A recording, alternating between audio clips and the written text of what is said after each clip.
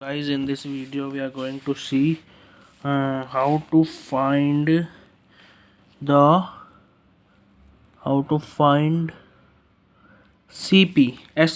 selling price if cost price and profit percent is given.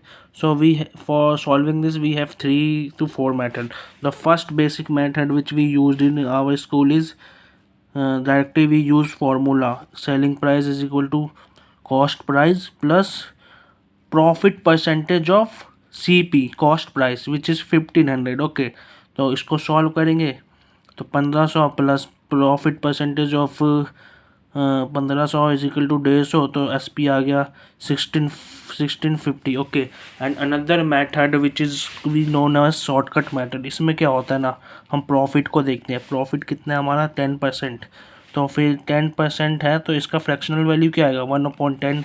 जब हम निकालेंगे 10% का फ्रैक्शनल वैल्यू तो वो आएगा 1/10. हाउ, देखो ये है 10.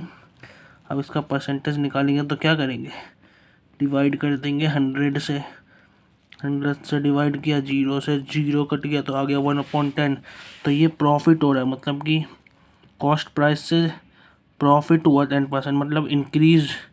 एक्चुअल जो सेलिंग प्राइस होगा वो इंक्रीज होगा ना, तो हम 1/10 आ गया तो नीचे वाले को हम सी पी का रेशियो कंसिडर कर देंगे. क्या करेंगे, सी पी का रेशियो. ये मत जानो सी पी का रेशियो क्यों कंसिडर किया, बस मान लो क्यों, क्योंकि जो प्रॉफिट आया है हमारा वो किसके बेसिक्स पे आया है, किस पे डिपेंड किया है ये प्रॉफिट, ये बताओ. लॉस और प्रॉफिट कुछ भी होता है वो किस पे डिपेंड करता है. एक्चुअल जो कॉस्ट प्राइस होगा उसी से तो प्रॉफिट आया ना 10%. ये कॉस्ट प्राइस ही नहीं पता होगा तो प्रॉफिट पता होगा क्या हमें कि कितना परसेंट प्रॉफिट होगा या लॉस. इसलिए प्रॉफिट का जब हमने 10% रेशियो निकाला तो 10% को जब हमने फ्रैक्शनल में डिवाइड किया तो 1/10 आया. तो जो ये नीचे वाला होता है ना, ये सी पी के रेशियो को डिफाइन करता है. क्यों, क्योंकि जो प्रॉफिट आया वो किसके बेसिस पे आया है, कॉस्ट प्राइस के वजह से. अगर कॉस्ट प्राइस ही गिवन नहीं होगा तो पता ही कैसे चलेगा कितना प्रॉफिट है कितना नहीं ना.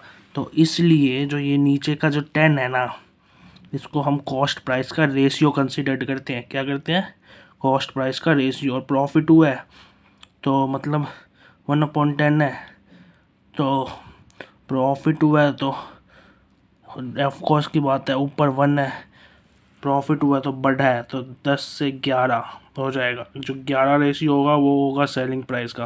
तो देखो भाई, आप देखो तुम 10% इज इक्वल टू 1/10. इसको हम ले लेंगे सी पी. अब परसेंटेज, अब क्या कहते हैं, 10% प्रॉफिट हुआ है, 10 से ऐसे जाएगा 11 हो जाएगा.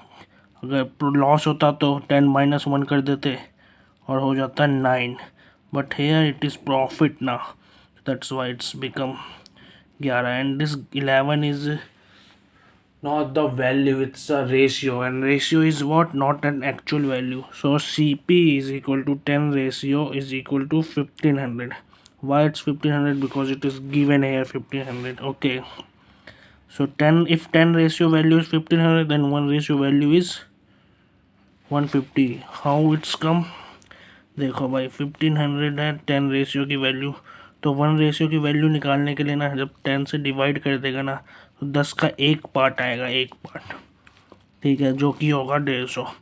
जब एक रेशियो है 150 तो फिर 11 रेशियो कैसे होगा, एक रेशियो 150 है तो 2 रेशियो क्या होगा, 150 प्लस 150. वैसे 11 रेशियो क्या होगा, 150 इंटू 11 ना, which is equal to this value. So हमारा सेलिंग प्राइस आ गया. तो हम इस शॉर्ट तरीके से भी हम सेलिंग प्राइस अपना फाइंड कर सकते हैं अगर हमें दिस कॉस्ट प्राइस दिया हो, प्रॉफिट परसेंटेज दिया हो. ओके.